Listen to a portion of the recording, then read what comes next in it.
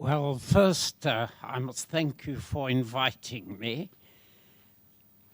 And second, if you were to ask this general question to any scientist, certainly most of them in Singapore, a lot of them in America, Europe, what are the grand challenges of science? I'll tell you what they will say.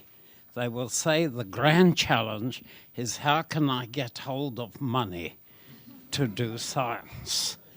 And I think that in itself is interesting. It is an interesting development. Science is something now which countries practice and are proud of. They have to spend a certain fraction of their GNP on what they call research and development, and this is the way they are measured in the league throughout the world. And for the working scientist, that is his big challenge, is what can he do to get money to support his work. And so if you are a social scientist, and you could observe how science has evolved, let us say,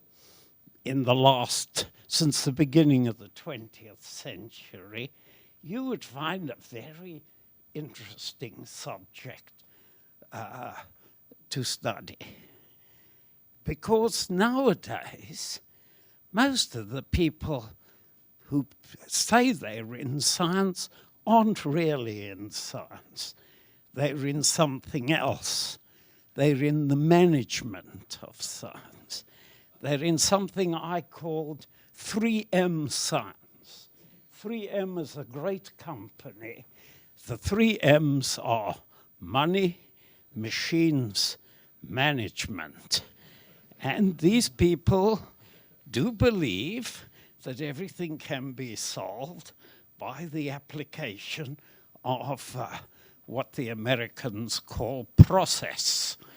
That is, you simply have to have a way of doing this, then apply the resources, and you will get the answer.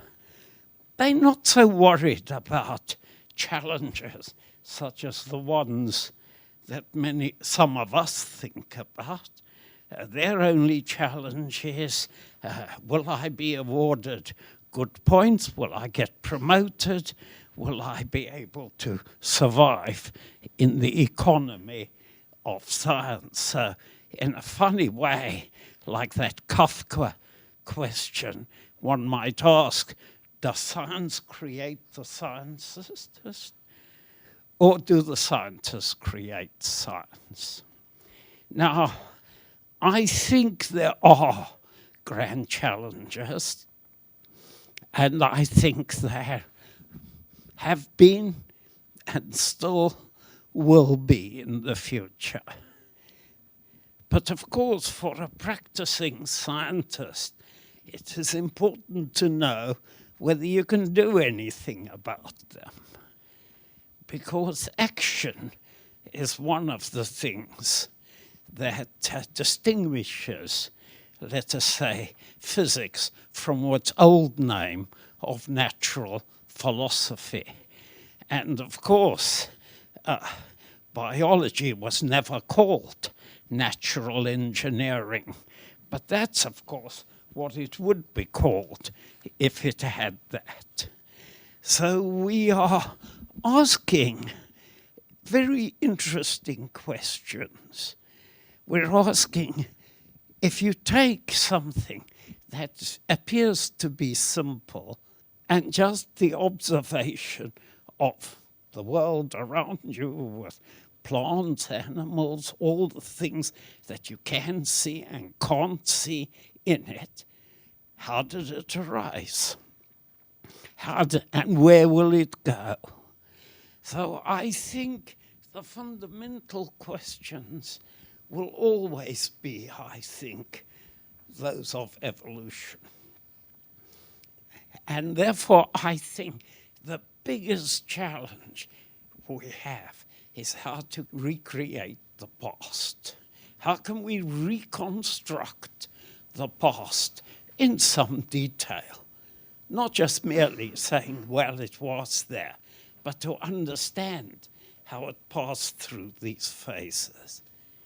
Now, of course, one of the advantages of a scientist is, of course, he is supposed to tell you the truth, the real truth. Of course, there are various grades of truth now. But I think the important thing is if we do things which have no experimental confirmation, how can we call it a science? That's the Popperian argument. So Popper never believed that evolution, and probably didn't believe that cosmology was a science, because you couldn't disprove it. You couldn't do an experiment to disprove it. But of course, we don't believe so. So there is real science to be practiced, and what I think is very interesting is that it can be practiced without having an army to support it and a whole expedition. And what it requires is clarity of thought and ways of finding what's wrong, if anything is wrong, with the present schemes. And that's, I think, one of the really interesting things about trying to do science is carefully go over and over again what everybody says and say, how much of this do we believe?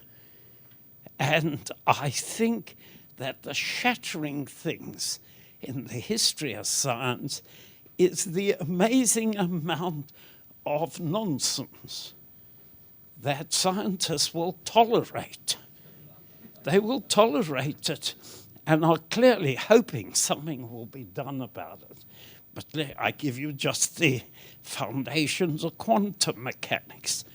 The ultraviolet catastrophe was held by physicists.